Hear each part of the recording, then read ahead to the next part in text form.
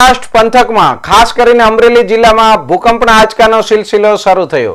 છેલ્લા 9 કલાકમાં 10 જેટલા ભૂકંપના આંચકા અનુભવાતા સ્થાનિક લોકોમાં ભયનો માહોલ જોવા મળી રહ્યો। અનુભવાયેલા આંચકાઓમાં સૌથી વધુ 3.3 ની તીવ્રતાનો આંચકો નોંધાયો, જ્યારે બાકીના આંચકા ઓછી તીવ્રતાના રહ્યા।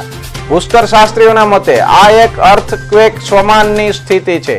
વરસાદી પાણી ધીમે ધીમે જમીનમાં ઉતરતા ખડકો પર પાણીનું દબાણ વધે, જેના કારણે જમીનના અંદરના પડમાં હલચલ થતા આ પ્રકારના આંચકા અનુભવાય છે। નિષ્ણાંતોએ આશ્વાસન આપતા જણાવ્યું કે આ પ્રકારના આંચકા ભૂતકાળમાં પણ અમરેલીમાં નોંધાઈ ચૂક્યા છે। તેની તીવ્રતા 4 થી વધુ જવાની શક્યતા નહીવત છે। હાલમાં તંત્ર દ્વારા સ્થિતિ પર નજર રાખવામાં આવી રહી છે।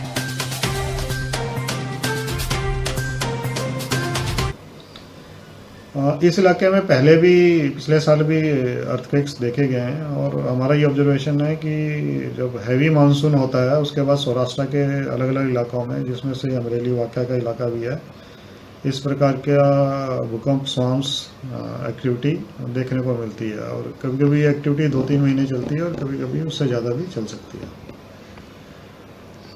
दूसरे शब्दों में कहें तो इसका मुख्य कारण हैवी मानसून के कारण जो पानी है वो ज़मीन के नीचे काफ़ी पानी चला जाता है, जिससे नीचे के जो रॉक्स हैं उनकी स्ट्रेन में जो वहाँ पे एनर्जी एक्यूमुलेट होती है उसको उसमें फेरफार होता है, उसको थोड़ा सा एक पुश मिलता है, जिसके कारण वहाँ पे जो भी एनर्जी वहाँ पे स्टोर्ड है वो एनर्जी रिलीज होना शुरू हो जाती है।